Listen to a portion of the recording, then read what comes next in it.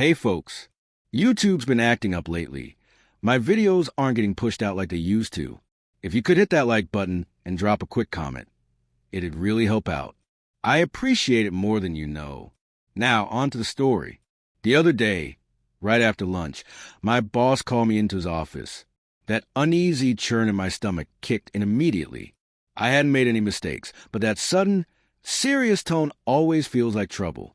To my surprise, it wasn't bad news. He just wanted to thank me for the detailed report we had been grinding out all week. Then he told me to punch out early.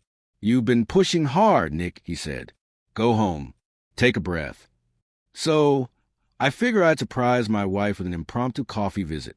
Her office was downtown, not far from mine. I thought it'd be a nice way to ease into the weekend. I pulled into the lot, lit a cigarette, and leaned against the car, soaking in the warmth of a sunny June afternoon. The scent in the air reminded me of the freshly cut hay on my parents' farm back in Illinois. That comforting memory had barely settled before it all came crashing down. Out of the corner of my eye, I caught a glimpse of Jessica, my wife, dashing across the parking lot.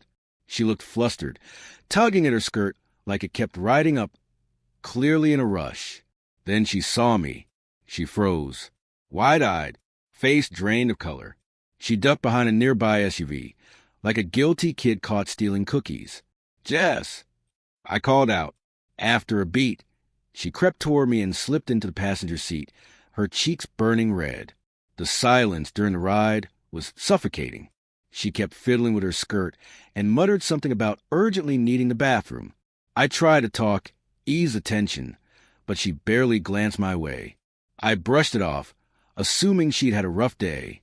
But when we got home, everything unraveled.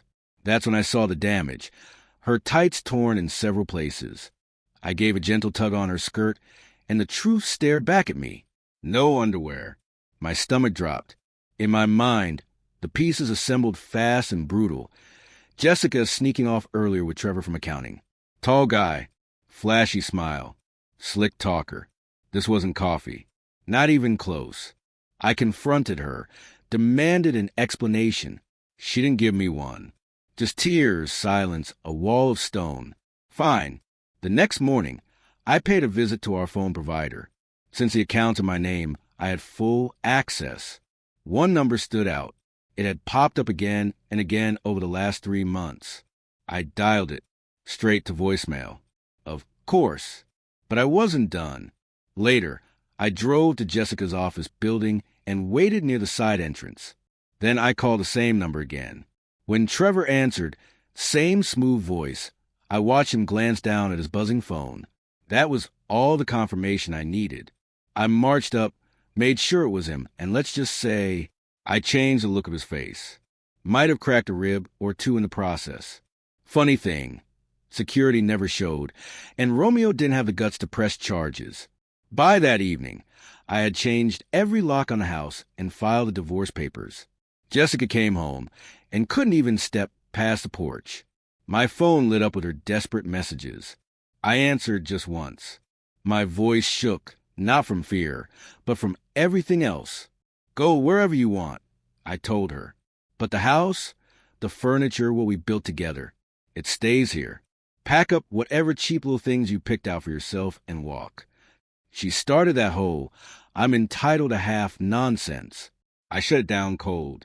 I had been ready to give her the world. She threw it away for a cheap backseat thrill. The divorce was finalized quickly. I took some time off and went back to my folks' farm. Fix-up fences fed the cattle. Let the open sky wash the bitterness out of my bones. It's incredible how much healing you can find in a quiet morning, a pile of hay bales, and a sunrise that doesn't ask anything of you. Now I'm back. A little bruised, but stronger. I still believe in marriage, just not the flimsy kind that collapses at the first hint of temptation. Next time I say, "I do," it'll be to someone who understands what that really means. Someone who knows how to honor both her vows and her dignity